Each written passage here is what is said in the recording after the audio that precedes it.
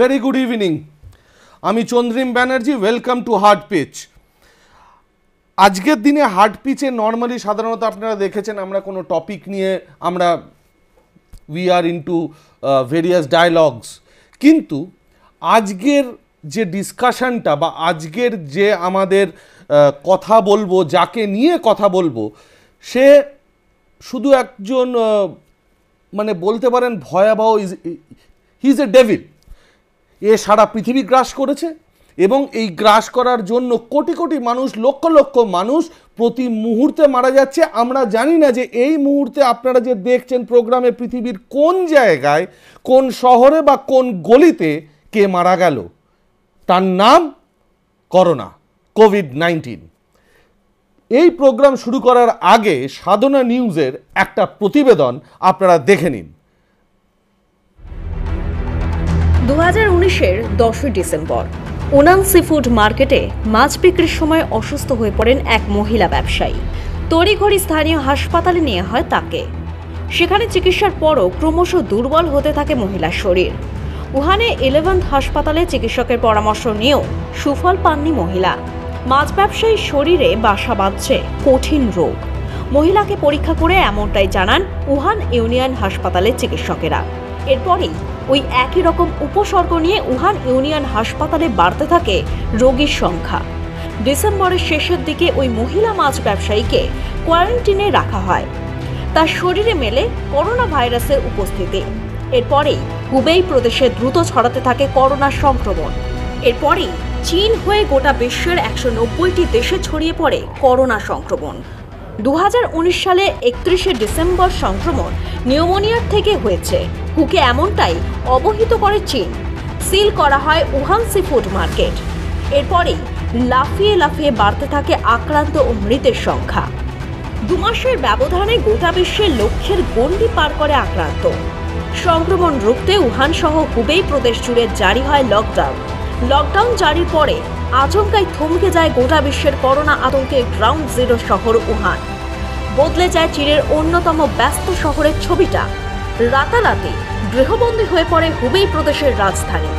Wuhan থমকালেও থমকে যায়নি corona সংক্রমণ। হুবেই প্রদেশ ছাড়িয়ে সংক্রমণ কিছুটা ছড়ায় বেজিং ও সাংহাইতে। করোনার গ্রাউন্ড জিরো শহর ঘরবন্দি হলেও সুফল পায়নি বিশ্ব। ভাইরাসের করাল গ্রাস থেকে রক্ষা পায়নি চিকিৎসা ক্ষেত্রে প্রথম সারিতে থাকা দেশগুলি। বাদ যায়নি ইতালি, আমেরিকার মতো দেশগুলিও। চীনের পর ইতালিকেই করোনা ভর কেন্দ্র ঘোষণা করেছে হু। বর্তমানে সে দেশে 13,000 ছাড়িয়েছে আক্রান্তের সংখ্যা। মারা গিয়েছেন 16,000-এরও বেশি মানুষ। আমেরিকাতেও মৃতের সংখ্যা ছাড়িয়েছে 10,000, আক্রান্ত 3 লক্ষেরও বেশি। বাদ যায়নি ভারতও। নয়াদিল্লির রিপোর্ট অনুযায়ী 4,000 পার করেছে দেশে আক্রান্তের সংখ্যা। মৃত্যু শতাধিক। আক্রান্তের সংখ্যা 3,000 ছাড়িয়েছে জাপানেও। সব মিলিয়ে গোটা বিশ্বে 13 লক্ষের গণ্ডি ছাড়িয়েছে আক্রান্ত। মৃতের সংখ্যা ছাড়িয়েছে 74,000-এর অঙ্ক। তালিকায় রয়েছে চীনও। সে দেশও আক্রান্ত 81,000-এর বেশি মানুষ। করোনা বিপর্যয় মোকাবিলায় নাজেহাল গোটা বিশ্ব। এখনো মারণ ভাইরাসের প্রতিষেধককে শিলমোহর দেয়নি কোনো দেশই। বিশ্বের নানা দেশ যখন করোনা ভাইরাসের বিস্তার ঠেকাতে মরিয়া হয়ে লড়ছে, তখন বিপর্যয়কে অনেকটাই নিয়ন্ত্রণে আনতে পেরেছে বলে দাবি চীনের। উহান সহ কয়েকটি জায়গায় নতুন করে কয়েকজনের আক্রান্তের খবর পাওয়া গেলেও ভাইরাসের প্রকোপ কমেছে বলে দাবি চীনের। এরই অংশ হিসেবে 8 এপ্রিল উহান থেকে উঠিয়ে নেওয়া হচ্ছে লকডাউন। শুধু তাই নয়, সূত্রের খবর হুবেই, বেজিং, সাংহাইয়ে সংক্রমণ ছড়ালেও সংক্রমিত হয়নি গোটা চীন। মারণ ভাইরাসের গ্রাসকে গোটা বিশ্ব নিয়ন্ত্রণ করতে না পারলেও এই পরিস্থিতিতে করোনার কবল থেকে দেশকে বাঁচাতে পেরেছে বলে দাবি চীনের। এমনকি আমেরিকা ও ভারতকে ইতিমধ্যে বিপর্যয় মোকাবিলায় সাহায্যের বার্তা দিয়েছেন জিনপিং। যদিও ভাইরাসের উৎপত্তি নিয়ে বাকযুদ্ধে নামে আমেরিকা চীন। কোভিড-19কে চীনা ভাইরাস বলে উল্লেখ করেন মার্কিন বিদেশ সচিব। এতে ক্ষুব্ধ হয় বেজিং। তার আগে এই ভাইরাসের প্রাদুর্ভাবের জন্য মার্কিন সামরিক বাহিনীকে দায়ী করেছিলেন বেজিংয়ের বিদেশ মন্ত্রকের এক মুখপাত্র। তার দাবি ছিল মার্কিন সেনাই উহানে এই রোগ এনেছিল।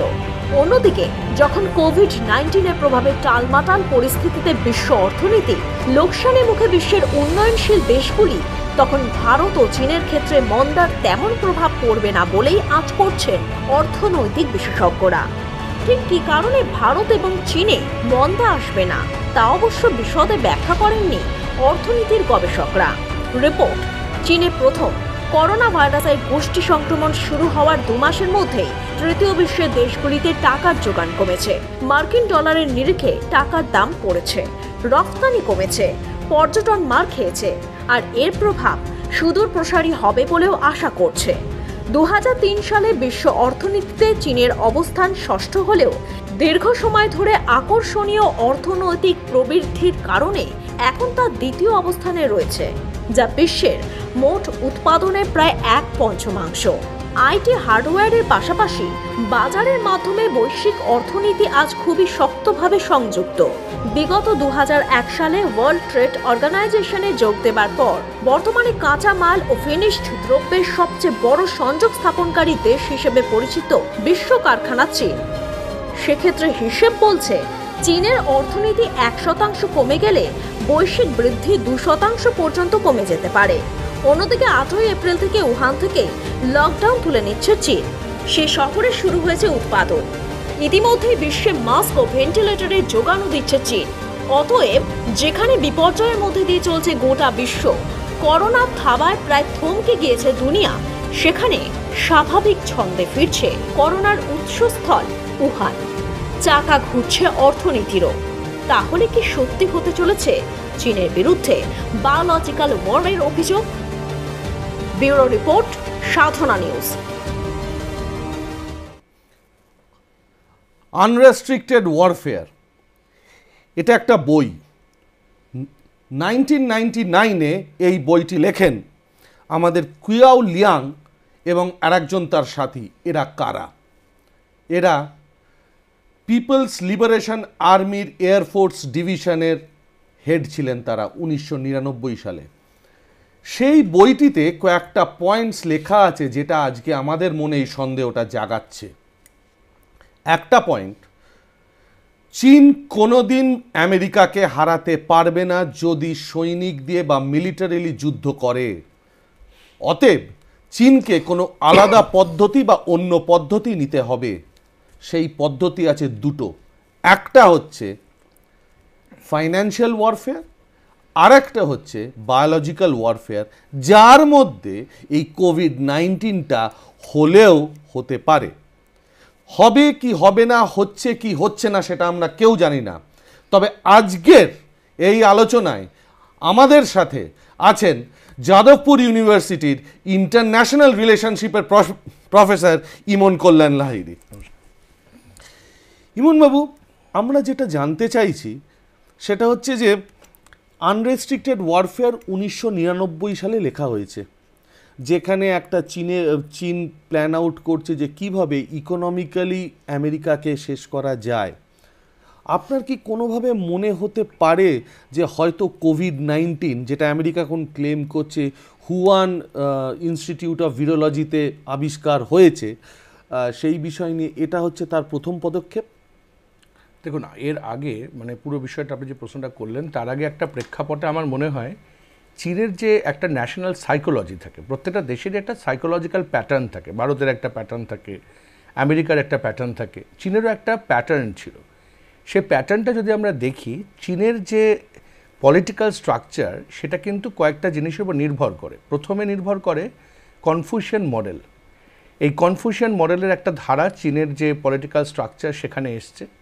এরপরে দুটো ভাগ, একটা হচ্ছে মাও জেতুংয়ের চীন, আরেকটা হচ্ছে পোস্ট মাও জেতুং, যেটা ডেং জিয়াওপিংয়ের চীন। তবে এই সমস্ত জায়গাতে একটা জিনিস খুব স্পষ্ট, চীন মনে করে একটা মিডল কিংডম থিওরিতে, যেটা আপনি বললেন এই যে প্রত্যেকটা আনরেস্ট্রিক্টেড ওয়ারফেয়ারটা আসছে কেন, তার প্রেক্ষাপটটা হচ্ছে মিডল কিংডম থিওরি, যে আমি পৃথিবীর মধ্যবর্তী জায়গায় অবস্থিত এবং সামগ্রিকভাবে পুরো পৃথিবীটাকে আমি দখল করে রাখবো। আমরা জানি যখন মাও জেতুং ছিলেন, আপনি যদি মাও জেতুংয়ের পরপর তত্ত্বগুলো দেখেন এবং গ্রেট লিপ ফরওয়ার্ড থেকে শুরু করে কালচার রিভলিউশন অবধি, এবং এই কালচার রিভলিউশনে এসে যেটা হচ্ছে প্রচণ্ড দুর্ভিক্ষ হচ্ছে, তার পেছনে ছিল কিন্তু একটা অত্যন্ত দৃঢ় অ্যাম্বিশন। সেই অ্যাম্বিশনটা কি? চীনকে খুব সফল একটি রাষ্ট্র হতে হবে তার মতের উপর নির্ভর করে, এবং তার যারা শত্রু থাকবে তাদের সে বাইরে থেকে ঘিরে ফেলবে। আপনি দেখুন একটার পর একটা যুদ্ধ করছে কিন্তু, এবং যতক্ষণ মাও জেতুংয়ের একটা ধারা চলেছে, ৬২ সালের ভারতের সঙ্গে যুদ্ধেরও কিন্তু কোনো প্রেক্ষাপট ছিল না, হঠাৎ করেই তারা যুদ্ধ করেছে। এছাড়া destroy your enemy from within, এটাও কিন্তু চীনের ফরেন পলিসির একটা অংশ। তারা বলে না, প্রথম হচ্ছে encircle your enemy from outside এবং destroy your enemy from within. এবং দেখুন এই ঘটনাটা ঘটার আগে আপনি দীর্ঘদিন অর্থনীতির সঙ্গে যুক্ত, এই বিষয়গুলোর সঙ্গে যুক্ত, আপনি দেখবেন যে চীন যেভাবে এগিয়েছে সেটা হচ্ছে প্রত্যেকটা কোস্টাল এরিয়ায় একটা করে বন্দর তৈরি, এবং এই বন্দর তৈরি করতে গিয়ে সে কিন্তু তার টেরিটোরিয়াল যে ইন্টিগ্রিটি তার বাইরে চলে গিয়ে সমুদ্রগুলোকে কিন্তু ইতিমধ্যে দখল করে রেখেছে। তার পরের প্রেক্ষাপট যেটা হচ্ছে সেটা হচ্ছে চীনের এই যে বিদেশ নীতির ধারা, সেটাকে সে যখন কাজে লাগাবে, সে জানে যে তার যে অস্ত্র শস্ত্র বা তার যে সামরিক বাহিনী এই মুহূর্তে আমেরিকান টেকনোলজির সাথে পেরে উঠবে না। এটা কিন্তু মাও জেতুং বারবার করে, রাশিয়ার সঙ্গে যখন মাও জেতুংয়ের লড়াই হয়, মানে কথা কাটাকাটি হয় এবং মতের মিলন যখন হয় না, তার প্রেক্ষাপটটাও ছিল কিন্তু এটা। মাও জেতুং মনে করেছিল রাশিয়া আমেরিকাতে নিউক্লিয়ার বোমা ফেলবে, এবং যেহেতু রাশিয়া সেটা ফেলেননি এবং রাশিয়া সেটা করেনি, সেজন্য দীর্ঘকাল রাশিয়ার সাথে সম্পর্ক কিন্তু চীন বন্ধ করে রেখে দিয়েছিল। সুতরাং এখন যখন আমরা দেখছি, এখন বাজারতন্ত্র, কেননা এটা আমরা মানি বা না মানি, পোস্ট 1994 ফেনোমেনা আমরা সবাই জানি ইটস এ কম্পালসারি একটা গিভেন ফেনোমেনা, এটাকে আমরা কেউ ইগনোর করতে পারবো না, we have to accept it. চীনও কিন্তু এটা অ্যাকসেপ্ট করেছে। প্রথম দিকে আমরা সকলেই জানি চীন, মালয়েশিয়া কয়েকটি রাষ্ট্র এটার বিরোধিতা করলেও ধীরে ধীরে কিন্তু তারা বাজার অর্থনীতির সঙ্গে ঢুকেছে। যখন ঢুকেছে, বাজারটাকে দখল করাটাই কিন্তু তাদের একমাত্র যেটা সাইকোলজি, সেটা কিন্তু নয় যে আমি অর্থনৈতিকভাবে বাজারকে দখল করে রাখবো, সেটা কিন্তু চীন করতে পেরেছে। আপনি যদি এশিয়া প্যাসিফিকের বাজার অর্থনীতিটা দেখেন, সেটা কিন্তু অনেক বেশি vibrant compare to south Asian market. সেখানে চীন থেমে থাকবে না। তার এই সাইকোলজি যে শুধু বাজার দখল করে অর্থনৈতিক দখল আমি নিতে চাইবো না, একই সঙ্গে কিন্তু আমার স্ট্র্যাটেজিক দখলটাও নিতে হবে, কারণ আমি সার্বভৌমত্বের যে অধিকার দখল করে আছি সেটা আমি একা, এবং আমার এই পারপার্শ্বিক যে রাষ্ট্র তারা সকলেই আমার অধীনে থাকবে। এই ধারণা থেকে কিন্তু চীন এইভাবে আস্তে আস্তে কিন্তু তার প্রেক্ষাপটটা গড়ে তুলেছে। প্রেক্ষাপট তো হলো, কিন্তু কি মনে হয় এই যে করোনা ভাইরাস কোভিড-19 প্রথম এলো উহান শহরে, আমেরিকা বলছে যে এটা হয়তো উহান শহরে উহান ইনস্টিটিউট অফ ভাইরোলজিতে হয়তো তৈরি হয়েছে, যেটা কোনোভাবে মানে ইসরায়েলের ইন্টেলিজেন্স চিফ বলছে যে ওয়াশিংটন পোস্টে যার সে কমেন্ট করেছে, সে স্টেটমেন্ট দিয়েছে যে it might have leaked from that place. এটা আপনার কি মনে হয়, মানে ডু ইউ রিয়েলি থিঙ্ক যেটা পসিবল?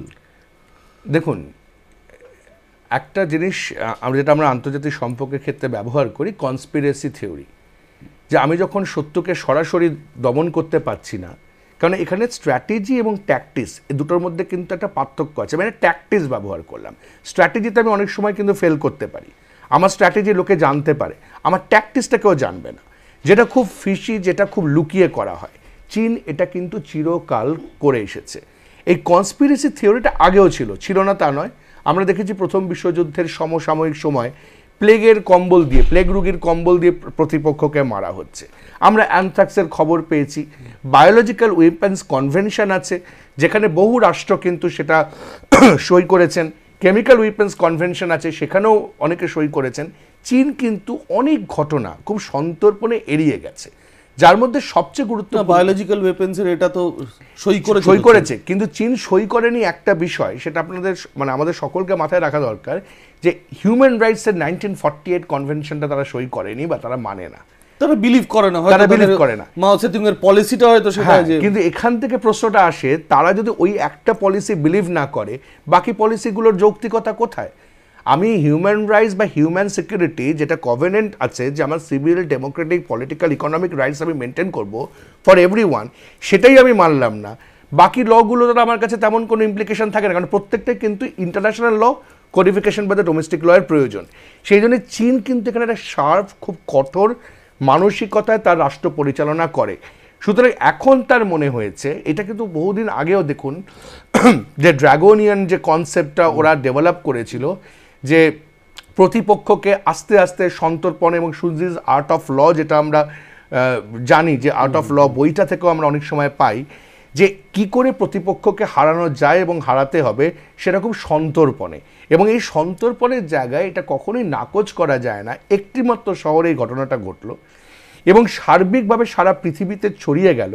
এবং দ্বিতীয় যেটা খুব অদ্ভুত একটা ব্যাপার, আপনি ভারতবর্ষের ক্ষেত্রেও দেখুন, যেগুলো ইকোনমিক হাব, সেখানে কিন্তু এই রোগটা সবচেয়ে বেশি টার্গেটেড হচ্ছে, অনেক বেশি। অথচ দেখুন চায়নার বেজিং হ্যাঁ ওইভাবে এফেক্টেড হলো না। সাংঘাই, যেটা financial, suppose two B the financial capital of China, সেটা কিন্তু এফেক্টেড হলো না। সেই না, ভারতের ক্ষেত্রেও তাই। আপনার যতটা মহারাষ্ট্র, তামিলনাড়ু, গুজরাট কিছুটা এফেক্টেড হচ্ছে, পশ্চিমবঙ্গ ততটা এফেক্টেড হচ্ছে না, বা আপনার সাউথ ইস্ট এশিয়ান কান্ট্রিজগুলো এফেক্টেড হচ্ছে না। অর্থাৎ এটা যে কনস্পিরেসি থিওরির বাইরে থাকতে পারে না, মানে এর মধ্যে একটা কনস্পিরেসি থিওরি থাকতে পারে, সেটা কিন্তু অস্বীকার করার সময় এখন নয়, এটা আগামী দিনই বলবে। কেননা আমার যেটা মনে হয়েছে যে প্রথম বিশ্বের হাবগুলোকে সে টার্গেট করে হয়তো একটা জায়গায় টার্গেটেড হয়েছে। আফ্রিকার বিস্তীর্ণ অঞ্চলে কিন্তু চাইনিজ ইনভেস্টমেন্ট আছে। এখানে আমাদের যা ভারতীয় ইনভেস্টমেন্ট, সেটা চাইনিজ ইনভেস্টমেন্টের কাছে কিছুই নয়। সুতরাং সেই এন্টায়ার আফ্রিকা কিন্তু তেমনভাবে এর দ্বারা আক্রান্ত হয়নি। আক্রান্ত হয়েছে, আপনি দেখুন মেক্সিকো আক্রান্ত তেমনভাবে এখনো পর্যন্ত হয়নি।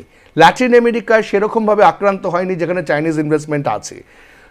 এবং ভারতবর্ষের মার্কেটও কিন্তু চাইনিজদের কাছে খুব গুরুত্বপূর্ণ। তারা খুব বেশি ডিফিউশন যদি এরা করে থাকে, আমি বলছি না করেছে, যদি হয়ে থাকে, তাহলে সে কালচারাল হাবগুলোকে টাচ করবে না, যেখানে তার ব্যবসাটা হবে। সে কিন্তু ইকোনমিক হাবগুলো টাচ করতে পারে। বিশেষ করে আমার মনে হয় যে মহারাষ্ট্রের অঞ্চল, যেটা economic centre, economic heart of India, এখানে টাচ করতে পারে। সুতরাং খুব সন্তর্পণে আমার মনে হয় এখন এগোনোটা প্রয়োজন। কারণ যেহেতু এটা খুব বৃহত্তর একটা প্রেক্ষাপটে চীনের পলিসি বোঝা সম্ভব না। আমি পাকিস্তানের পলিসি বুঝতে পারবো, সে বছরে কতগুলো জঙ্গি সংগঠিত করবে, ভারতবর্ষের মাটিতে আক্রমণ করবে, সেটা বোঝা খুব সহজ। আমাদের যা ইনস্ট্রুমেন্ট আছে সেটা মোকাবিলা করাও সহজ। কিন্তু ফরেন পলিসি চায়নার বোঝা এটা খুব কঠিন একটা এবং দুঃসহ ব্যাপার, যেহেতু তারা কোনো কিছুই খুব ওপেনলি তারা বলে না, তারা বক্তব্য রাখে না। এছাড়াও একটা প্রেক্ষাপট আছে, আপনি দেখুন যে যেখানে যেখানে চীন বিরোধী নীতি থাকছে বা চীনের বাজারতন্ত্রের বিরোধিতা থাকছে, ঠিক সেই জায়গায় কিন্তু এই আক্রমণগুলো চলছে। অর্থাৎ এই যে একটা মোটামুটি অঙ্ক পাওয়া যাচ্ছে এখন, যদি এটা এই ঘটনাই ঘটে, এখানেও এই সময় পর্যন্ত একটা মোটামুটি অঙ্ক পাওয়া যাচ্ছে। সেটা দেখলে আমার মনে হয় যে একটা কনস্পিরেসি থিওরি বা এটা যে একটা ক্রিয়েটেড ভাইরাস নয়, সেটাও কিন্তু এত তাড়াতাড়ি যে আমরা বলতে পারবো না তা নয়। ইন্টারন্যাশনাল রিলেশনসের ক্ষেত্রে বা আন্তর্জাতিক সম্পর্কের ক্ষেত্রে রাষ্ট্রগুলো কনস্ট্যান্টলি এইভাবে কাজ করে, কেননা চীনও জানে হয়তো এটাও হতে পারে যে খুব সন্তর্পণে চীন তৃতীয় বিশ্বযুদ্ধটা জিতে গেল। মানে এটাও সত্যি কি জিতলো আপনার মনে হয়? এটা বলা খুব কঠিন, আমার মনে হয় জিতলো। কারণ যেভাবে ইউরোপীয় অর্থনীতি ইতিমধ্যেই এতটা আক্রান্ত হয়েছে, কিছুদিন ধরেই চলছিল। কারণ দেখুন আরও একটা বিষয় আছে যেটা আমার এক্ষুনি বলতে বলতে মনে হলো, যে রিজনালিজমের একটা তত্ত্ব উঠেছিল, যেটা আমার পোস্ট 1994-এর পর থেকে রিজনাল গ্রোথগুলোকে আমরা অনেক বেশি ফ্রি ট্রেড ইকোনমির দিকে ঠেলতে শুরু করছিলাম। যেমন আমরা এটা WTOর একটা ম্যান্ডেট ছিল, যত বেশি রিজনাল বডিজ তৈরি হবে তত বেশি opening up of the market হবে, অ্যাটলিস্ট ইন দ্য রিজন। এটা ভারত সরকারও যে পিছিয়ে ছিল তা নয়, ভারত চেষ্টা করেছিল। বলুন, ভারত চেষ্টা করেছে। কিন্তু আপনি একটা ভালো জিনিস আপনি দেখুন, বা আমরা সবাই দেখতে পারি, 1994-এর পরবর্তী সময় যখন ভারতবর্ষের বিদেশ নীতি দক্ষিণ পূর্ব এশিয়ার দিকে খুলে দেওয়া হচ্ছে, মিয়ানমারও আস্তে আস্তে ডেমোক্রেটিক হচ্ছে, খুলে দেওয়া হচ্ছে, রাস্তা বানানো হচ্ছে, এশিয়ান ডেভেলপমেন্ট ব্যাংকের টাকা আসছে, এশিয়ান হাইওয়ে তৈরি হচ্ছে, আমাদের পলিসিগুলো একটাও কি সাকসেসফুল করতে দিয়েছে চায়না? দেয়নি। আপনি কেটুকো বলুন, বিমস্টেক বলুন, আপনি প্রজেক্ট যেগুলো হয়েছিল, যে বিস্তীর্ণ অঞ্চলের যে প্রজেক্ট, বর্ডার হাটস, এগুলো কিন্তু চীনের জন্য আটকে আছে। যে রাস্তাটা দুর্গাপুর এক্সপ্রেসওয়ে, সেটাও তো এশিয়ান হাইওয়ে, আলটিমেটলি সেটা যাচ্ছে। এই রাস্তাগুলো কিন্তু সেই অর্থে কার্যকরিতা সেভাবে পায়নি। আপনি দেখুন বর্ডারগুলো সিল করতে হচ্ছে, বর্ডারে চেকিং করতে হচ্ছে, অথচ তারা কিন্তু আমাদের এখানে এসে মানে অবিরত বাজার করে যাচ্ছে এবং অনবরত বাজার করে যাচ্ছে এবং প্রত্যেকটা চাইনিজ প্রোডাক্ট কিন্তু এখানে ইনফিল্ট্রেট করছে। কারণ আপনি যদি মণিপুরে আমরা যাই, আপনি নিশ্চয়ই অনেকবার আপনার অভিজ্ঞতা আছে, আপনি মোড়েও দিয়ে গেলে আপনি দেখবেন মোড়ে থেকে মানুষ চাইনিজ গুড নিয়ে আসছে ভারতবর্ষে, লোকাল যে বাজারটা, এবং মোড়ে যেহেতু উল্টো দিকেই মিয়ানমার, পুরোটাই কিন্তু চাইনিজ বাজার। এই জায়গাগুলো কিন্তু চায়না দখল করে রেখেছে। এবার ভয় না দেখালে, চায়না যেটা ভয় দেখাচ্ছে, যদি ভয় দেখায়, এই ভয়টা দেখিয়ে চায়না কিন্তু তার বাজারতন্ত্রটাকে আরও বেশি জোরদার করছে, at the same time strategic. কারণ এরপরে কিন্তু ভারতবর্ষের ক্ষমতা হবে না আরও কয়েকটা অস্ত্র কিনে। এখন যে অবস্থা, ভারতবর্ষ আগামী 10 বছর 15 বছর অস্ত্র কেনার কথা ভাবতে পারবে না। কেন? যেভাবে আমাদের যদি ডেপ্রিসিয়েশন হয়, এটা যদি আরও কন্টিনিউড হয়, আমাদের এরকমভাবে গ্রোথ যদি ফল ডাউন হয়, কারণ অলরেডি 15 দিন 20 দিন 130 কোটির দেশে যদি অর্থনীতিটা মানে বন্ধ হয়ে যায়, সেটা স্বাভাবিক, যে কোনো মানুষই বলতে পারবে যে অর্থনীতির একটা নিম্নগামী প্রভাব থাকবে। কিন্তু যদি এটা ভারত পিক আপ করতে পারে সেটা ভালো, কিন্তু অস্ত্র সাপ্লাই করবে কারা, তার দেশের অবস্থাটাও তো দেখতে হবে। মানে আমেরিকা বা ইউরোপ বা ফ্রান্স বা রাশিয়া, এদের কি সেই অবস্থাটা থাকবে, সেটাও কিন্তু চায়না একটা পর্যবেক্ষণ করছে। আরও একটা বিষয়, চায়নায় কতজন সামরিক বাহিনী মারা গেছে, যে ঘটনাটা চীনে ঘটে, মিলিটারি এফেক্টেড হয়নি। যারা এফেক্টেড হয়েছে তারা কিন্তু সবাই কিন্তু সিভিলিয়ান এবং ওল্ড এজ। চায়না দুটো পলিসি, একটা eradication of the old age population আমি করলাম, যার দায় আমার নিতে হবে না এজ এ কমিউনিস্ট স্টেট। আর সেকেন্ড আমি যেটা করলাম সেটা হচ্ছে এই ভাইরাসটাকে আমি খুব সন্তর্পণে ছড়িয়ে দিলাম। কারণ দেখুন, চায়না তো অ্যাফেক্টেড হয়েছে, চায়নাটা কেন ওয়ার্নিং দেয়নি সারা পৃথিবীকে?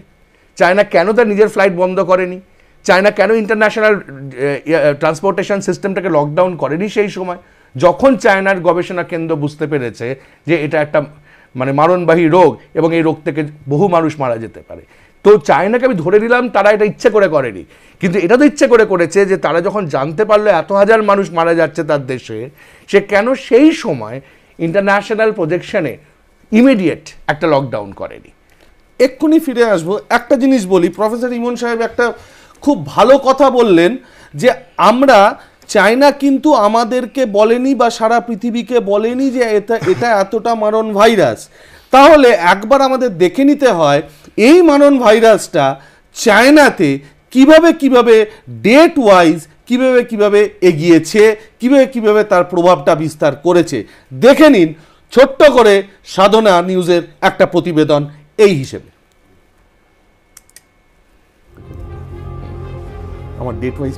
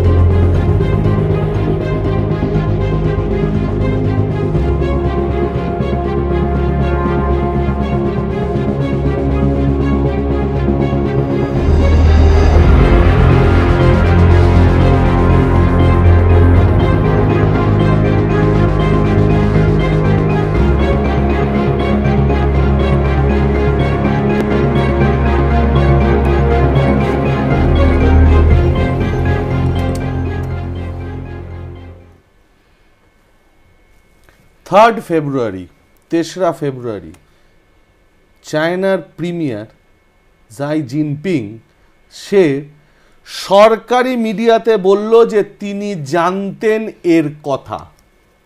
মানেটা কি? 31শে ডিসেম্বর 2019 প্রথম আক্রান্ত, 1লা জানুয়ারি উহান শহরের main fish wholesale market shutdown করে দেওয়া হলো 1লা জানুয়ারি, 24 ঘন্টা যেতে না যেতেই। 3রা ফেব্রুয়ারিতে সেই লোকটি, সেই দেশের যে প্রধান, সে বলছে যে তিনি জানতেন। কোথাও না কোথাও ইমনবাবু, কোথাও না কোথাও কি আপনার মনে হচ্ছে না যে এটা সব যেন আগে থেকেই জানতো পুরো জিনিসটা? নইলে 3রা ফেব্রুয়ারি একটা মানে আমরা নর্মালি জানি যে চায়নাতে মিডিয়া ইজ কন্ট্রোলড, যতটুকু সরকার চাইবে লোকেদেরকে জানানোর ততটুকুই লোকেরা জানবে, বা শুধু ওখানকার লোকেরা না, সারা পৃথিবীর লোকেরা ততটাই জানবে। 143 কোটি দেশের মানুষের মধ্যে 3,500 লোক মৃত্যু হলো। সাংহাইয়ের মতন শহর পৃথিবীর one of the most densely populated city in the world, financial capital, সে হলো না।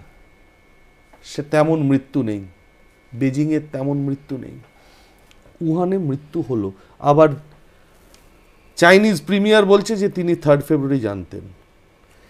আর একটা আমি বলে দিই আপনাকে, যে ডাক্তার লি উইয়াং যে প্রথম করোনা ভাইরাসটা বলে, তাকে হাজতবন্দি করা হয়েছিল গুজব ছড়াবার জন্য। সবগুলো কোথাও না কোথাও কি মনে হচ্ছে না ইন্টারলিঙ্কিং? আমি যেটা আগেও বললাম যে এটা যে চীনের যদি তার হাত থাকে, প্রথমত দুটো, একটা জিনিস আমার যেটা মনে হয়েছিল যে লকডাউনটা ওরা কেন ইমিডিয়েটলি করেনি।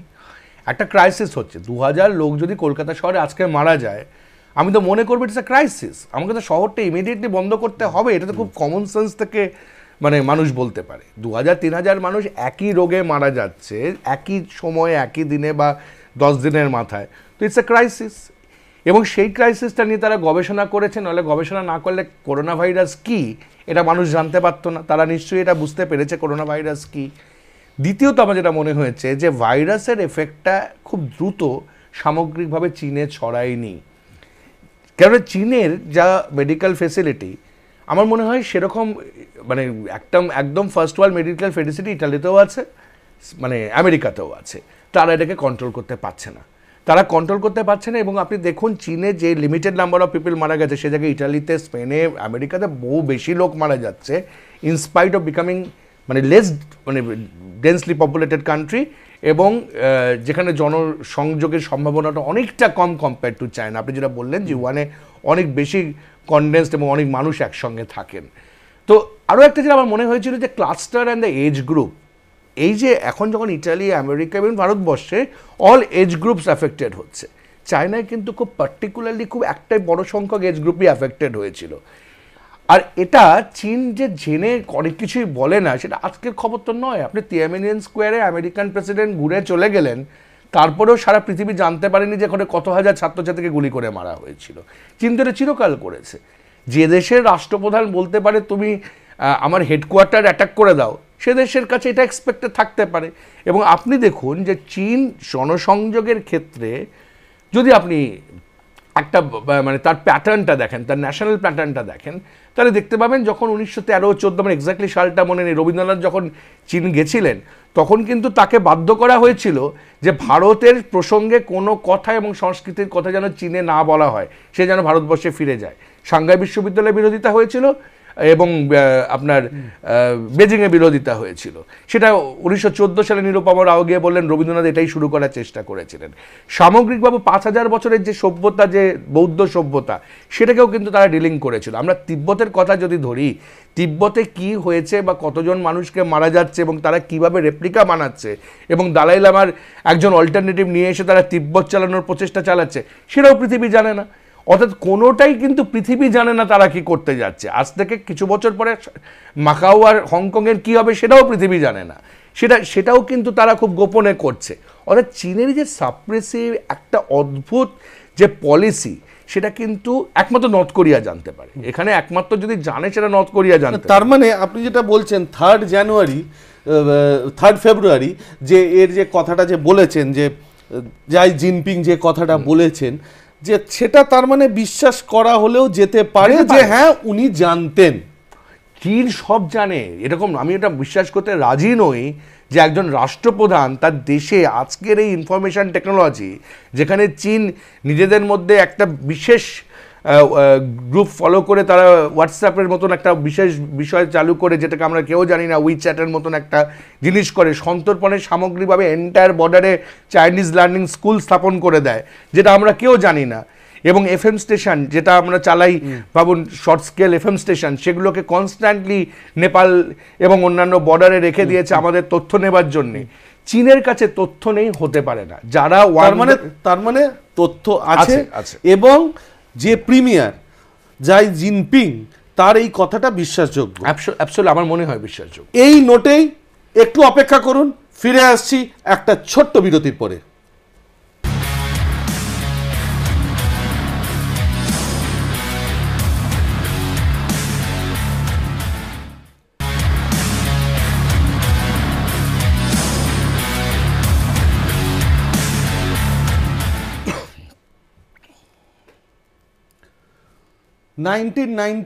থেকে 3 ফেব্রুয়ারি 2020, 1999-এ লেখা হলো আনরেস্ট্রিক্টেড ওয়ারফেয়ার বই, যেটা অল্টারনেটিভ ফর্মস অফ ওয়ার, মানে বিকল্প ওয়ার যেটা করতে পারে চীন। 3 ফেব্রুয়ারি চাইনিজ প্রিমিয়ার অন রেকর্ড সরকারি মিডিয়াতে বলল যে তিনি জানতেন। সব কিছুর মধ্যেই ইউনবাবু আমাকে একটা বলুন, আমেরিকার টেক্সাসের ফেডারেল কোর্টে মিস্টার ক্লেম্যান বলে একজন ভদ্রলোক $20 ট্রিলিয়ন লস্যুট, ড্যামারেজ স্যুট ফাইল করেছে চীনের বিরুদ্ধে, যে এই করোনা ভাইরাসটা চীনের থেকে উৎপত্তি এবং চীন এটা বায়ো ওয়ারফেয়ার হিসেবে ইউজ করেছে। যদিও আমেরিকারই কয়েকজনের লোকের বক্তব্য সেটা হচ্ছে যে না, এটার এখনো কোনো এভিডেন্স আসেনি। এভিডেন্স এসেছে কি আসেনি আমরা জানি না। As an international expert, international relationship expert, আপনি কি মনে করেন এটা কতটা জাস্টিফাইড? দেখুন, এটা করেছে, ভালো করেছে আমার যেটা মনে হয়, এবং করা উচিতও ছিল। প্রথমে যেটা আমি বললাম, যেটা আপনিও বললেন বারবার করে, যে চীন যখন দেখছে যেটা একটা খুব একটা ক্রিটিক্যাল টাইম এবং এটা খুব দ্রুত ছড়াচ্ছে, একটা সাধারণ মানুষও কিন্তু বুঝতে পেরেছে যে করোনা কতটা ভয়ঙ্কর। যে পশ্চিমবঙ্গে মাত্র ডেথ যদি 3টে ধরে নিই আমি, সেখানেও কিন্তু মানুষ বুঝতে পারছে এটা কতটা ভয়ঙ্কর। একটা গোটা শহর এভাবে প্রভাবিত হলো, এবং তারপরেও তুমি ইন্টারন্যাশনাল ফ্লাইটকে বন্ধ করছো না, এবং তুমি যথাযথ ব্যবস্থা নিয়ে বিদেশিদের আইসোলেট করছো না। এটা কিন্তু একটা ভয়ঙ্কর বিষয়। যে সময়টা 15 দিন সময় চীনের মতো সরকারের কাছে, যেটা আমি বললাম, যেটা আপনার সাথে একটু আগেই আলোচনা করছিলাম, যে চায়নাতে যখন আমি 2014 সালে গেছি, আমি যে হোটেলটায় আছি, আমরা একটা কাজে গেছিলাম, সরকারি কিছু কাজ ছিল, সেখানে তার বাইরে 4টে করে পিএলএ আর্মি তারা দাঁড় করিয়ে রাখে, যে আমরা কি করছি। একটা হোটেলে, ছোট রেস্তোরাঁতে খেতে যাচ্ছি, সেখানেও তারা আমাদের ওপর মনিটরিং করছে। মানে you are under constant surveillance. এবং একটা কথাও তারা চীনে ভাষা ছাড়া অন্য কোনো ভাষায় বলে না, দোভাষী ছাড়া। যদি তারা ইংরেজি জানেও, তারা কিন্তু আমাদের সঙ্গে ইংরেজিতে কথা বলতেন না যতক্ষণ না দোভাষী তাকে তার ভাষায় বা আমাকে ইংরেজি ভাষায় সেটা বুঝিয়ে দিচ্ছে, যখন সেটা অফিসিয়াল কাজ হচ্ছে। দ্বিতীয়ত হচ্ছে যে আমরা যে কোনো জায়গায় যখন বেড়াতে যাই, আমি তাজমহলে গিয়ে, তাজমহলে কে যাচ্ছে সরকারি তো ভাবে তো ছবি তোলা হয় না, বা রেড ফোর্টে কে বেড়াতে যাচ্ছে বা ভিক্টোরিয়া মেমোরিয়ালে কে বেড়াতে যাচ্ছে, তার ছবি সরকারিভাবে তোলা হয় না। আপনি যদি বেজিংয়ের সামনে যেটাকে বলা হয় গ্রেট ওয়াল অফ চায়না, সেখানে যখন গেছি আমরা, তো কিছুটা পথ আমাদের একটা রোপওয়ের মধ্যে যেতে হয়। ফেরার সময় সকলের ছবি তুলছে, অর্থাৎ আমরা যখন নামছি রোপওয়ে থেকে, তারা ছবিগুলো কনস্ট্যান্ট তুলতেই থাকছে, যারা যারা নামছে। একটা কপি আমাদের দিচ্ছে, একটা কপি তারা সেভ করে রাখছে। আমার ছবি উইদাউট মাই কনসেন্ট আমি কোনো দেশ দেখেছি যেখানে তোলা হয় অফিসিয়াল কার্যকলাপ ছাড়া একটা কমন প্লেসে, সেটা কিন্তু চীন, সেটা চায় না। ভিক্টোরিয়া মেমোরিয়ালে যে ঢুকছে তাকে একটা ছবি তুলে তাকে একটা দিয়ে দিলাম, আমি এটা আমার সেভ করে রাখলাম, সেটা তো হয় না, কারণ এটা কিন্তু আমার প্রাইভেসিতে আঘাত। চীন কারোরই প্রাইভেসি কোনো দিন মানেনি, এবং চীনের কাছে যদি তাহলে আরও একটা বিষয়, যে নর্থ কোরিয়ায় কিচ্ছু হলো না, সেটাও কিন্তু গ্রহণযোগ্য নয়। অর্থাৎ নর্থ কোরিয়ার এতগুলো উইপেন আছে কি নেই, নিউক্লিয়ার আছে কি নেই, সবটা চীন জানে, এবং সামগ্রিকভাবে পৃথিবীর কোথায় কী হচ্ছে চীন জানে। আমি আপনাকে যে আগেও বললাম যে চাইনিজ ইন্টেলিজেন্ট এতটাই স্ট্রং, এনি কমিউনিকেশন যেটা হচ্ছে সেটা কিন্তু চীন ধরতে পারে। তাহলে তার কাছে ইনফরমেশন নেই যে এই ভাইরাসটা কি, তার গবেষণাগারে যারা পৃথিবীর সব কিছু নকল করে বেড়ায় তারা জানে না যে এই ভাইরাসটা কি, সেটা কিন্তু হতে পারে না। তার মানে যদি আপনাকে এবারে অন্যভাবে যদি আমি প্রশ্নটা যদি করি, চায়না আমেরিকার সাথে একটা বাগদণ্ডে আছে 5G নেটওয়ার্ক নিয়ে, 5G টেকনোলজি নিয়ে।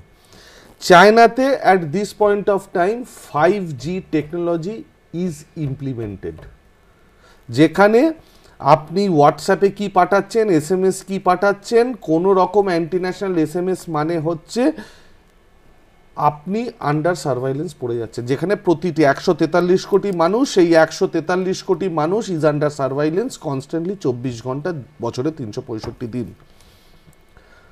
কোথাও না কোথাও তাহলে কি আপনার মনে হয় যে আমেরিকা যে 5Gটা ইমপ্লিমেন্ট করছে না বা করতে চাইছে না যেহেতু চীন, এটা জাস্টিফাইড?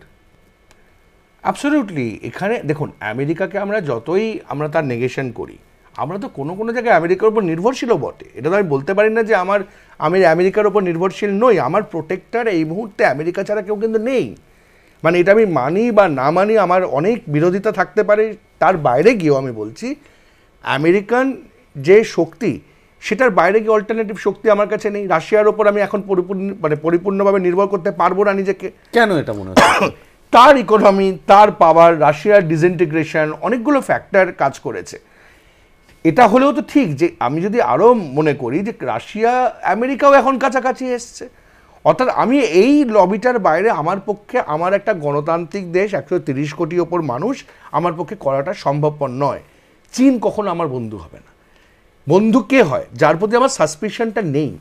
আমি সাসপিশিয়াস অবস্থায়, যেটা আজকে নয়, আমি যেটা আপনাকে আগেও বললাম যে 5000 বছরের সভ্যতা যারা ভুলে যেতে পারে, আজকে তো ফাইয়েন আসেননি, হিউয়েনসাং আসেনি, আজকে মিয়ানমার থেকে শুরু করে সামগ্রিক এন্টায়ার সাউথ ইস্ট এশিয়ায় যে রাজতন্ত্রের যে মিক্সচার হয়েছিল, যে যেমন ফুনান মতন যে এই অঞ্চলগুলোতে, সেখানে যেমন ভারতীয় ভাবধারা ছিল, চৈনিক ভাবধারা ছিল, এগুলোকে চীন কোনোদিন স্বীকার করেনি। যেখানে শিকারের কোনো জায়গা নেই, আপনাকে বলতে পারেন যে we have a strong cultural heritage. চীন কখনো বলে ইন্ডিয়ার সাথে আমরা কোথাও দেখতে পাবো না, কিন্তু ইতিহাসে দেখবো আমাদের আছে। চীন এটাকে বিচ্ছিন্ন করেছে। যখন তাদের মনে হয়েছিল তিব্বতের থ্রু দিয়ে ভারত কাছাকাছি চলে আসতে পারে, তিব্বতকে আক্রমণ করেছে, তিব্বতকে আইসোলেট করেছে, বুদ্ধিজমকে আইসোলেট করেছে। পরপর চীন এগুলো করেছে, কালচারালি করেছে, ইকোনমিক্যালি করেছে। সুতরাং চীন এই যে আমেরিকা যে সিদ্ধান্ত, আরও একটা বড় বিষয় যেটা আমার মনে হয়েছে যে মার্কিনী ডলার রিজার্ভ করেছে ওরা, আর মিসাইল টেকনোলজিকে এনহ্যান্স করেছে। অর্থাৎ চীনের কাছে কতগুলো মিসাইল আছে আমাদের কারোর ক্ষমতা নেই জানার। আমেরিকা হয়তো ইরাককে বলতে পারবে কটা আছে, ইরানকে জিজ্ঞেস করবে কটা আছে, চীনকে জিজ্ঞেস করতে পারবে না, কারণ তার মার্কিনী ডলার রিজার্ভটাও কিন্তু প্রচুর। চীন যেটা খুব সন্তর্পণে করেছে এবং এমনভাবে করেছে যেখানে মার্কিনী ইনভেস্টমেন্টগুলোকে করিয়ে রেখেছে, একটা অল্টারনেটিভ মডেলে কিন্তু ইনভেস্টমেন্টটা করিয়েছে, যেটা খুব ভয়ঙ্কর। অর্থাৎ যদি ওদের বিপদ হয়, আমেরিকার বিপদ হবে। অস্ট্রেলিয়ান প্রাইম মিনিস্টার এই মন্দার বাজারে অস্ট্রেলিয়ান প্রাইম মিনিস্টার ভয় পাচ্ছেন যে হয়তো অস্ট্রেলিয়ান অ্যাসেটস চাইনিজরা কিনে নিতে পারে। কতটা জাস্টিফাইড মনে হয় আপনার এই ভয়টা? এটা একদমই জাস্টিফাইড, কেননা দক্ষিণ পূর্ব এশিয়ায় 1960, আমার যতদূর মনে হয় 45 to 66, এই এন্টায়ার রেজিমে চাইনিজ ডমিনেশন ভয়ঙ্কর ছিল। এবং এখনো পর্যন্ত আপনি দেখুন, আচ্ছা আপনি আরেকটা কথা বলুন তো, সিঙ্গাপুর তেমনভাবে কেন আক্রান্ত হয়নি? Because there is a Chinese dominated population. তাহলে তাদের কাছে টেকনোলজি আছে, মালয়েশিয়া কিন্তু এনহান্স হচ্ছে। ইনফ্যাক্ট সিঙ্গাপুরে দুটো ল্যাঙ্গুয়েজে যদি একটা হচ্ছে চাইনিজ, একটা হচ্ছে ম্যান্ডারিন, এবং আরেকটা অল্টারনেটিভ দেখুন, মালয়েশিয়া এফেক্টেড হচ্ছে। অর্থাৎ এই যে চাইনিজ পপুলেশনকে সেক্লুডেড করে রাখা সামগ্রিকভাবে, এবং সেই চাইনিজ পপুলেশনকেই তারা রাষ্ট্রবিরোধী কাজে ব্যবহার করে, এটা কিন্তু আজকের ঘটনা নয়। এবং চীন 1945 to 1966 কমিন্টারের মধ্যে দিয়ে দীর্ঘকাল স্কোয়াটার সিস্টেম করে প্রত্যেকটা গভর্নমেন্টকে ফেলে দেওয়ার প্রচেষ্টা চালিয়েছে। আমি আমেরিকানদের ক্লিনচিট দিচ্ছি না, কিন্তু অ্যাট দ্য সেম টাইম আমি বলছি চাইনিজ যে কালচারাল ইনফ্লুয়েন্স, চাইনিজ যে পলিটিক্যাল ইনফ্লুয়েন্স এবং স্ট্র্যাটেজিক ইনফ্লুয়েন্স, সেটা কিন্তু চীন দীর্ঘদিন ধরে সাউথ ইস্ট এশিয়া করেছে এবং এশিয়া প্যাসিফিকে করছে। এখন নতুন অস্ত্র হয়ে গেল করোনা, নতুন অস্ত্র। আমার তো এটা মনে হচ্ছে যে এখানে একটা সার্বিক তদন্ত দরকার, এটা ইন্টারন্যাশনালি করা দরকার। এখন আমরা যে অবস্থায় আছি, আমরা তদন্ত চাওয়ার অবস্থায় নেই, কোনো দেশেই নেই, আমরা প্রত্যেকেই আক্রান্ত, প্রত্যেকেই ভয়ে আছি। কিন্তু আমার মনে হয় আগামী প্রজন্মের কথা ভেবে, আগামী অর্থনীতির কথা ভেবে, চীন তো খুচরো ব্যবসা, এটা আপনিও আরো ভালো বলতে পারবেন, খুচরো ব্যবসার ক্ষেত্রে প্রত্যেকটা দেশে টাকা ঢুকিয়ে রেখেছে। এটাও তো চাইনিজ একটা ইনভেস্টমেন্ট। আজকে আফ্রিকা, ভারতবর্ষের অনেক কোম্পানির ইনভেস্টমেন্ট আপনি দেখবেন চাইনিজ ইনভেস্টমেন্ট আছে। আমাদের যতগুলো প্ল্যান হয়েছে সেখানে কনস্ট্রাকশনের যে প্ল্যানগুলো, সেখানে চাইনিজ ইনভেস্টমেন্ট আছে। চায়না তো এটা করে, এবং এই করে করে চাইনিজ যে পপুলেশন ডমিনেশন, যেটা আমি আরেকটা আমার খুব মাথায় এলো আপনার সাথে কথা বলতে বলতে, যেটা কোরিয়ান ওয়েভের ধারণা, কালচারাল যে ধারণা। আপনি দেখবেন এখন কলকাতা শহরেও প্রচুর কোরিয়ান দোকান তৈরি হচ্ছে। এই কোরিয়ান দোকানগুলো কি বিক্রি করে? আপনি অনেকেই আমাদের নতুন নতুন ছাত্রছাত্রীরা বহু কোরিয়ান শপে যায়, যেখানে গিয়ে, আমি নাম বলছি না কোনো ব্র্যান্ডের, বহু বড় বড় বাজারে এই কোরিয়ান শপসগুলো আছে, পার্ক স্ট্রিটের মোড়ে বড় বড় শপে। এই কোরিয়ান দোকানের সব চাইনিজ প্রোডাক্ট, সব করা চাইনিজ প্রোডাক্ট। আপনি দেখবেন design in Japan but made in China, অথচ নাম দিচ্ছেন কোরিয়া, যেটাকে আমরা বলছি কে পপ, কে ওয়েভ। অল্টারনেটিভ কালচার তারা এস্টাবলিশ করছে, এবং সামগ্রিক বর্ডার এরিয়ায় কিন্তু এই কালচার তারা কিসের ওপর করছে? ডেমোগ্রাফি। কিসের ওপর করছে? মানে মানুষকে কেমন দেখতে তার ওপরে। এইগুলো কিন্তু খুব ভয়ঙ্করভাবে চায়না আস্তে আস্তে আস্তে আস্তে দখল করে নিচ্ছে, মেন সাইকোলজিক্যালি। একসময় মার্কিনি পপ দখল করে নিয়েছিল। আপনি এখন দেখুন যে কোনো, আপনি কোরিয়ান মোবাইল ফোন এতে দেখবেন কে পপ আসছে। একটা জিনিস বলুন, ডোনাল্ড ট্রাম্প ইন্ডিয়ার থেকে হাইড্রোক্লোরোকুইনিন চেয়েছে। At this point of time Modi গভর্নমেন্টের ঠিক চাওয়ার আগে অবধি মোদি গভর্নমেন্টের ছিল যে আমি কোনো এক্সপোর্ট করব না, কোনো ফার্মাসিউটিক্যাল প্রোডাক্টস এক্সপোর্ট করব না আমার নিজের ঘরের জন্য। কিন্তু ডোনাল্ড ট্রাম্প, আমি বলবো না হুমকি দিয়েছে, হয়তো ডোনাল্ড ট্রাম্প ডিপ্লোম্যাটিক্যালি বলেছে যে তুমি যদি দিতে পারো তাহলে আমাকে অল্টারনেটিভ ব্যবস্থা করতে হবে, কেন তাকেও তার নিজের লোককে বাঁচাতে হবে। তাহলে সেই অল্টারনেটিভ ব্যবস্থাটা কি চীন হবে বলে আপনার মনে হয়? না, যে কারণের জন্য মোদি সরকার এই যে এক্সপোর্ট করব না এই ডিসিশনটাকে পাল্টাচ্ছে। দেখুন, একটা কথা আমি আপনাকে বলি, এটা আমি আমার মনে হয় খুব খোলাখুলি বলতে পারি। আপনি দীর্ঘদিন তো এই মানে বাজার অর্থনীতির সঙ্গে যুক্ত কাজ করছেন। আমার মনে হচ্ছে একটা ম্যাসিভ চেঞ্জ এসছে পোস্ট মানে 2012 সাল পর থেকে, উইথ দ্য লিডার্সদের ধৈর্য কমে যাচ্ছে, এবং ধৈর্য কমে যাচ্ছে। আর একটা জিনিস মনে রাখতে হবে যে একটা ব্যবসার যে পলিটিক্যাল ইকোনমি, যেটাকে আমরা বলি যে, এটা আমরা চিরকালই ডিবেট করি যে wheel control, the state power will control, the market will control. আমরা মোটামুটিভাবে এখন ধরে নিয়েছি যে মার্কেট উইল কন্ট্রোল, এটা আমাদের কিছু করার নেই। এই মার্কেট কন্ট্রোল করতে গেলে আমি রাষ্ট্রটাকে যে বাজারতন্ত্রে পরিণত করি, সেটা কিন্তু মুশকিল হয়ে যাবে। সেখানে কিন্তু আরও অনেকগুলো ফ্যাক্টর থাকে, যেটা ট্রাম্প বলছেন যে তুমি যদি না দাও তাহলে আমি আরেকটা অল্টারনেটিভ ব্যবস্থা নেব বা তুমি দিতে বাধ্য। এটা কিন্তু এই মুহূর্তে গ্রহণযোগ্য নয়, কারণ ভারতবর্ষের সাথে মার্কিন এই সম্পর্ক দীর্ঘদিনের। তিনি এসছেন, তাকে আমরা যথাযথ মর্যাদায় সম্মান জানিয়েছি আমাদের দেশের মাটিতে। এখন আমরাও বিপদের মুখে, তারা যেমন বিপদের মুখে আমরাও বিপদের মুখে, এবং আমরা অনেক গরিব দেশ, আমাদের ইনফ্রাস্ট্রাকচার নেই, আমাদের বহু গরিব মানুষ, আমাদের মানুষ কিন্তু আমেরিকার মানুষের থেকে অনেক খারাপ অবস্থায় আছে এ দেশে। সুতরাং সেই দেশে এই যেটা মজুদ আমাদের কাছে আছে, আমার যতটুকুনি আমার কাছে যা স্ট্যাটিস্টিক্স, সেটা কিন্তু আমাদের যতটুকুনি দরকার সেইটুকুনি হয়ে যাবে। আর এই ট্যাবলেটগুলো বা এই মেডিসিনটা কিন্তু সকলের খাবার জন্য নয়, সেটা WHO বলে দিয়েছে। It is one of the alternative, এবং এটা বানায় আমাদের জাতীয় কোম্পানি, অর্থাৎ বেঙ্গল কেমিক্যালস। ওকে, এটা বানায় কিন্তু বেঙ্গল কেমিক্যালস। বেঙ্গল কেমিক্যালসের কাছে এখন যা স্টোরেজ আছে তাতে আমাদের হবে, আমরা কিন্তু এটা রপ্তানি এই মুহূর্তে করাটা আমাদের পক্ষে সম্ভবপর নয়। রপ্তানি কার থেকে? এই মানে আমেরিকাকে দেওয়া, মানে আমেরিকা যে আমাদের কাছ থেকে নেবে, সেটা কিন্তু এই মুহূর্তে না দেওয়াটাই আমার মনে হয় বুদ্ধিমানের কাজ হবে। কিন্তু এই যে চাপটা দিয়ে, আমরা তো বিং দ্য ম্যানুফ্যাকচারার, আমরা তো ম্যানুফ্যাকচার করে নিতে পারি। আমেরিকার পক্ষে এর র মেটেরিয়ালটা আমাকে যত সম্ভব এটা কিন্তু চীন থেকে আসে। কোনটা? এই ওই ট্যাবলেট, যেটা কি হাইড্রোক্লোরোকুইন, এই যে র মেটেরিয়ালটা চায়না থেকে আসে, আমাদের কাছে কিন্তু এই মুহূর্তে স্টোরেজ নেই।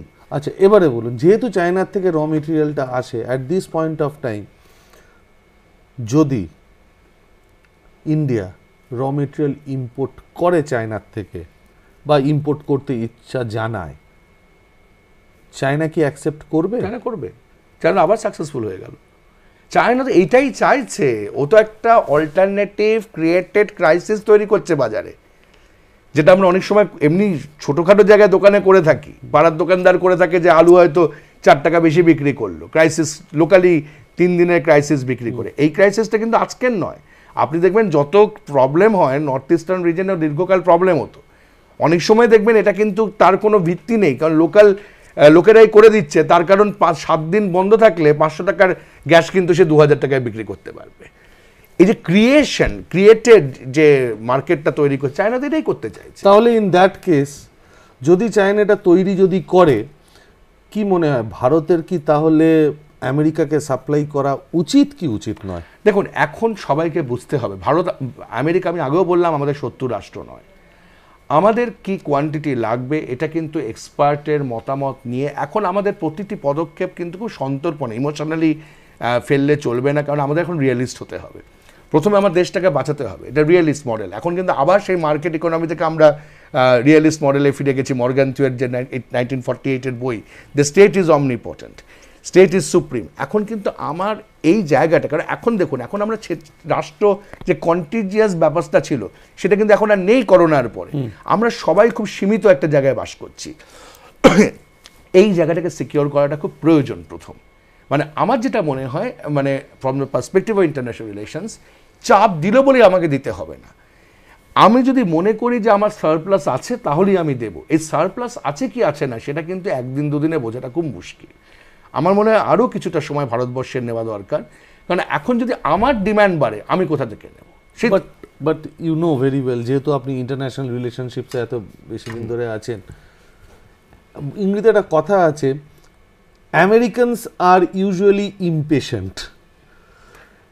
তারা সবসময় একটা হ্যাঁ বা নাতে একটা উত্তর একটা চায়। আমার মনে হয় ট্রাম্প ইজ মোর ইমপেশেন্ট। ট্রাম্পের অনেক বেশি একটু ম্যাচিওরলি এই মুহূর্তে ডিল করা দরকার। উনি একটা তো আমেরিকার যে এই অবস্থা তার জন্য ট্রাম্প অনেকটাই দায়ী আমার যা মনে হয়, কারণ ভারতবর্ষ অনেক এফিশিয়েন্টলি কন্ট্রোল করেছে কম্পেয়ার টু ইউএস। আমি এটা সত্যি ধন্যবাদ জানাই আমাদের সরকারকে। কিন্তু একই সঙ্গে আমেরিকা বড্ড বেশি ইমপেশেন্ট। মানে এই সময় আমি যদি বলি, আমেরিকাকে বলি আপনি আমাকে এত কোটি টাকা ডলার দিন, আপনি যদি ভালোবেসে দিচ্ছেন ঠিক আছে দিন, এটা কিন্তু আমার বলাটা মানাবে না। ভারতবর্ষ অনেক দরিদ্র একটা দেশ, আমাকে এই মুহূর্তে বুঝতে হবে আমার সাপ্লাই লাইন কি আছে। আমি তো আমার বাড়িটাকে আগে দেখবো, মানে এটা তো অবভিয়াস একটা খুব গুরুত্ব। যদি আবার এক্সেস তাকে দেবে যে আমাকে আগে বাঁচতে হবে, এটা তো এসওএস, মানে আমাদের সকলের জন্য এসওএস। আগে আমি যদি আরও 15 দিনে দেখি যে আমার মোটামুটি আমি কন্ট্রোল করে ফেলেছি, মোটামুটি আমার লকডাউনের উঠিয়ে দেওয়ার পরেও 7 দিন 10 দিন যাবার পরে আমার স্টেবিলিটি আসছে, তখন নিশ্চয়ই দেবে। তখন দেবে না কেন? কি মনে হয় আপনার? ধরুন at this point of time, মানে সবে এটা উঠেছে, মানে এমবার্গো, এক্সপোর্ট এমবার্গো উঠেছে সবে, সেইখানে দাঁড়িয়ে কি মনে হয় as a prime minister Narendra Modi, what do you think, will he give or will he not give? এটা আমার পক্ষে বলা খুব মুশকিল, কারণ এখানে একটা ব্যক্তিগত ইকুয়েশনও কাজ করে। মানে আমার খুব প্রিয় বন্ধু যদি আমার কাছ থেকে চায়, আমি তখন কি অ্যাকশন নেব, যে আমি বাড়ি থেকেও কিছুটা দিয়ে দেবো কি না, সেটা কিন্তু একটা ইমোশনালের উপর। কি মনে হয় Donald Trump, Narendra Modi, do they share that equation? I think so. আমার যেটা মনে হয়, মানে পোস্ট করোনাটা আমি বলতে পারছি না, প্রি করোনা আমার তাই মনে হয়েছে। পোস্ট করোনা যদি ইকুয়েশনটা মেনটেন হয়, হয়তো দেবে ভারত সরকার। কিন্তু আমার মনে হয় যে as a prime minister of 130 crores population, 130 কোটির ওপরে একটা দেশের রাষ্ট্রপ্রধান হিসেবে তাকে কিন্তু একটু সন্তর্পণে, একটু ধৈর্যের সঙ্গে এই মুহূর্তে সিদ্ধান্ত নেওয়াটা প্রয়োজন। আমেরিকা সরকার টেক্সাস ফেডারেল কোর্টে $20 ট্রিলিয়ন কম্পেনসেশন। $20 ট্রিলিয়ন মানে হচ্ছে চাইনিজ ইকোনমি হচ্ছে, চাইনিজ জিডিপি হচ্ছে $6 ট্রিলিয়ন, অলমোস্ট 3 গুণ। কি মনে হয় জাস্টিফাইড চাওয়াটা? জাস্টিফাইড। আমি তো বললাম চায়না যেটা করেছে, ভাবুন আমার বাড়িতে একটা কোনো ছোঁয়াচের রুগী আছে, আমি প্রতিবেশীকে বললাম না যে তুমি আমার বাড়িতে এসো না, সবাইকে আমি ডাকলাম, আনন্দ করলাম, পাশের ঘরে রুগী শুয়ে আছে, তারপরে গোটা পাড়ায় ধরে নিলাম যে সেই রোগ ছড়ালো। আমার প্রতিবেশী আমাকে ক্ষমা করবে তো? করবে না তো কেউ। আমি তো সে পাড়ায় আর থাকতে পারবো না। সিমিলার কেস চায়না যেটা করেছে, সাপ্রেশন অফ ফ্যাক্ট। এবং আরও একটা বিষয় আমার মনে হয়, যেটা ওর এনভায়রনমেন্টাল ব্যালেন্সও চায়নার করা উচিত। সব কিছু পৃথিবীর খাওয়া যায় না। আমি সোশ্যাল সায়েন্সের থিওরিস্ট হিসেবে বলতে পারি, যা কিছু আমি 20 কিলোমিটার দূরে গিয়ে যেমন কিছু খাবো না, তেমনি এমন কিছু মানে পশু পাখি পোকা মাকড় আছে যেগুলো মানুষের দৈনন্দিন জীবনে কাজে লাগে।